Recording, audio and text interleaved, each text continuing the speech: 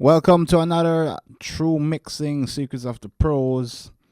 On behalf of the Department of Youth Services, I am your host, Andrew Rayburn. We are on the number 55 Regent Street branch, and we want to encourage you all to support our YouTube page. We go on DYS Studio, or you can type in DYS Belize, and our information will be popping up here. Just click on DYS Recording Studio, and you can see our mixing videos, etc. Also support our YouTube page. We also do Photoshop photo manipulations. Earlier we did one with Denise Castillo. This one is called Prayer Night, and we did another one entitled Paradise. If I can get that up, so allow me a short moment here. So you get international designs, top of the line. So support our page, and if you want to know more about DYS, you can go on our about page on our YouTube, and you'll find a lot of information what Department of Youth Services does besides music in the recording studio. But today we're going to be touching on the topic using compression to control your mix. And the reason why I want to touch on this is because a lot of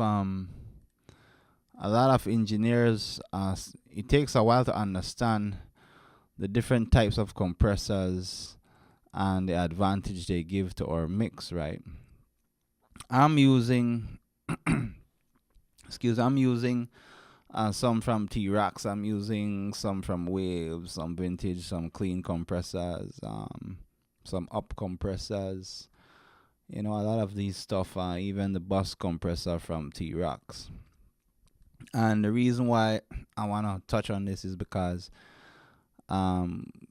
where some of us are lacking the way how to actually use a compressor. Some might just compress 1 dB and so on, feel like, oh, that's all the drum needs, when the drum should have been compressed at like about 3 dB something. But what I want to touch on is the controls and the difference. And I'm going to show you using majority of just compressors without EQ. The only EQ I have is on this hip hop demo from Atlas, a rising artist in Belize, is on his vocals, just a little shelf, and I'm using 2 compressors on him, 1176 and a CLA 3A.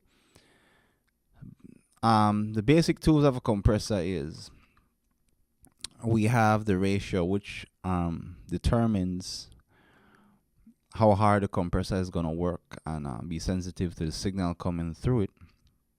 The threshold is what is going to set the limit. If that signal exceeds a certain dB, the threshold is going to, the compressor is going to push down the signal back to keep a balance. For example, a vocal is getting too low, is going to bring it down to keep it balanced.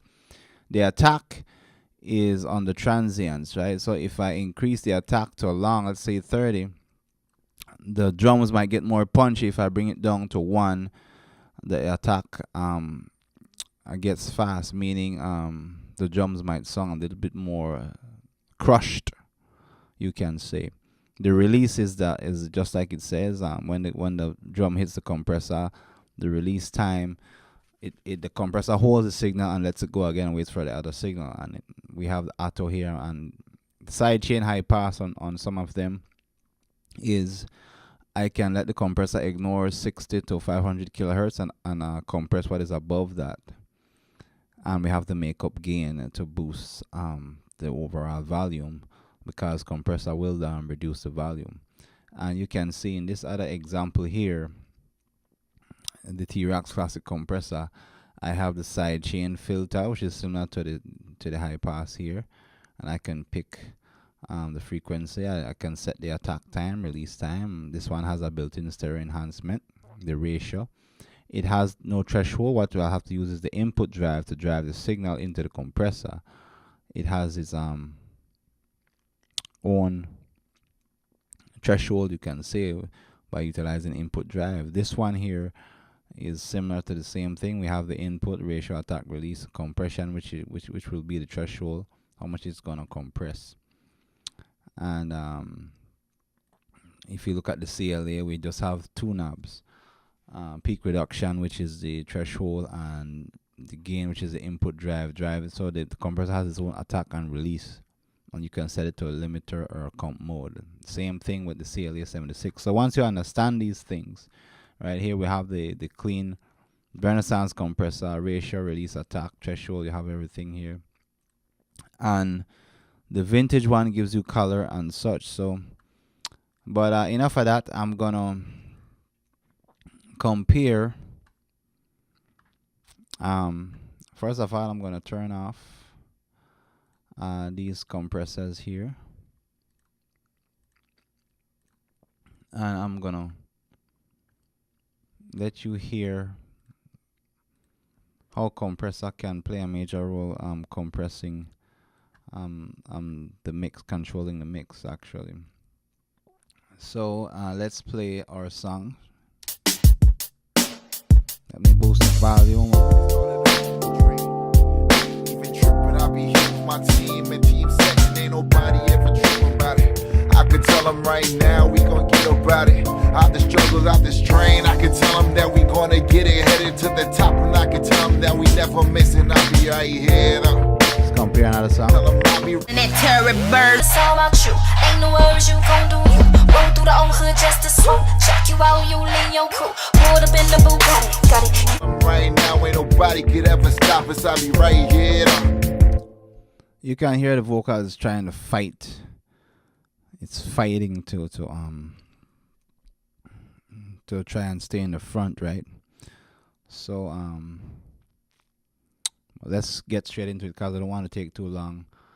I'm not going to touch on EQ. This is just compressor. So first of all, I'm going to go down to my Rhodes, right?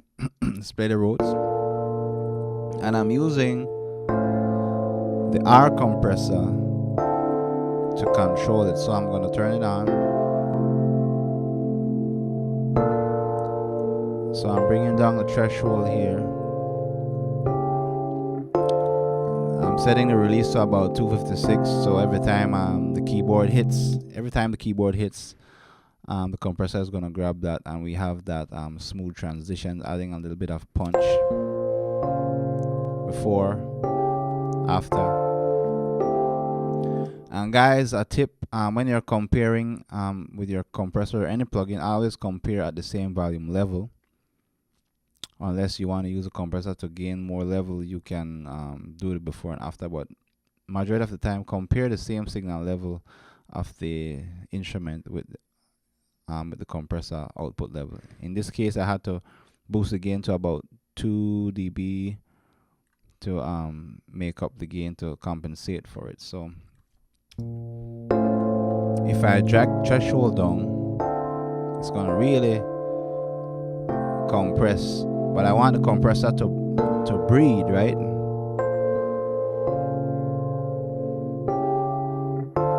So right about there will work. And I'm gonna move into the hi-hats. Now typically, depending, I don't know how much to compress the hi-hats. What we can do is use a limiter, you know, just to keep some balance, if you may. Maybe right about there, you know. But in this case, I don't feel like I need it, so let's go down to the kick drum here. Now I have my kick drum coming out of the kick axe over here. Let's turn off the Rhodes, and I'm gonna use the CLA3 here to do two things. I'm gonna boost the volume of the kick signal here with the gain, and I'm gonna use the peak reduction to get some of the peaks and compress. So let's turn on CLA. Notice the kicks have gotten louder. Off, on. So I can use this knob here to let the kick more compress the high mid-range area or the entire kick drum, right? So off, on. So the compressor is giving the kick more punch. If I go to these drums here, I'm using the T-Rock's Opt compressor, and I'm going to compress it, make all three drums, snare drums, as one song. So let's turn on the T-Rock's compressor, and straight off the bat, I don't know if you can hear it, but it gives the snare drums a more unified sound. I can increase the ratio on the attack if I want a more softer hit or a harder hit. I can increase it. Maybe about there. The release time, we can set the release to breathe with the snare drums.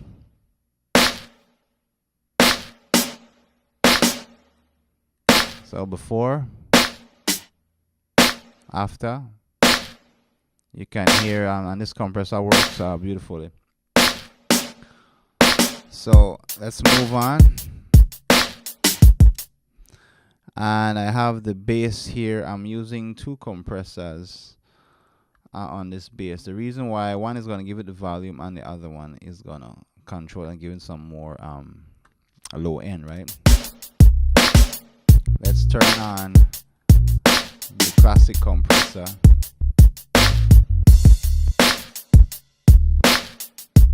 And then you can get a more round off feel. And let's turn on the CLA.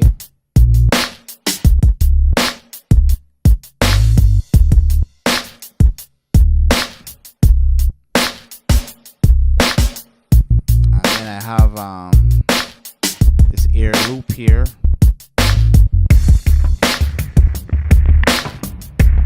I'm using makeup gain to boost to about 3 dB. I'm compressing the ratio about 2 to 1. Just to control that loop. And you can tell what the compressors are already adding to the mix. It's controlling it, right? We're not squashing the life out of the song. We're complementing the mix. So let's turn on this compressor on the piano. Time the piano hits the compressor, holds it in its place. Finally, we get to Atlas vocals here.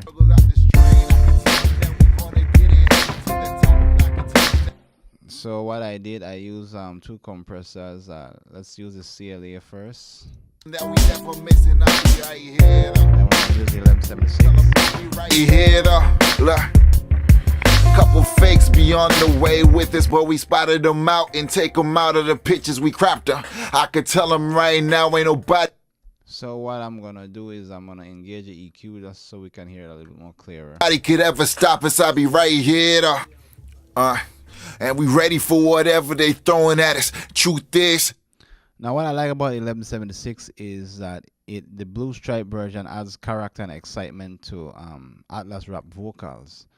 And I think this is the reason why many producers use this compressor on when it comes to rap music and R&B and those stuff, or even pop. So what I'm doing, I'm using the CLA3A. We right here, we real, we know actors. Notice I'm compressing at times about 5 dB. I'm just catching like the top, and then on the 1176. And we acting like this can't be life. It's like it's compressing about 3 dB going to 5, and then this one is compressing 5. So ultimately you can say about 5, 6, 7, 8 dB in total. I'm compressing on Atlas vocal, but the vocal is not being squashed. You might say, but Ray, normally you should only compress about 1 dB or 2 dB on vocals. No, there's no rules to it. And to be honest, some of the engineers like you had Nevo, if you look up on his compression techniques on YouTube, he compresses about even up to 12 dB, but it depends on the artist and the vocal and what is needed. So in this case, 8 dB using these two compressors gives the balance I want. All you other rappers can't be right. Adds the character I needed on Atlas vocal. So let's bring in the track now. And the truth is, we gon' make it anyway, though. Whether or not you rappers co-sign. And the truth is, I'm all about it. I be here, I'm the realest, the haters never doubt it. 6 mil to the end of it. And the truth is, we leave you all in a deficit. Because you never catching up to the guidelines we set in place. You fake, and I can say that to your face. And the truth is, coming off of the top is never written. I tell them that right now the decision is to be and you breathe them grain trays that make the money you spend. I ain't trying to stop, I'ma tell my story. The glory is probably set for the one who just works the hardest. And I be winning regardless. I be on my grind for a minute now. I ain't tripping, I can tell them I'ma get it now. I be winning guaranteed, oh. And you can hear some of the parts go soft, but the compressor brings it back in. But this is roughly, guys, what I want to show you, that compressors is a key element to controlling your mix. And it'll be very hard to get your mix under control. 95% of the time, compressors are needed in almost every single production. There are some projects in the big studios around the world that, let's say, they're recording a band. Maybe the guitar player is already running through some analog compressor gear, so when it hits Pro Tools or Sonar or Studio One, not much compression is needed, right? But you can see still the need for compression even in outboard gear. So we just want to leave that with you, and I want you guys to support our page. Big up all the Belizean music producers. These videos is geared towards you, and we want to help you up your producers' mixing skills, raising the music industry to the next level. So we're happy to share these information with you. So we'll catch you on the next one.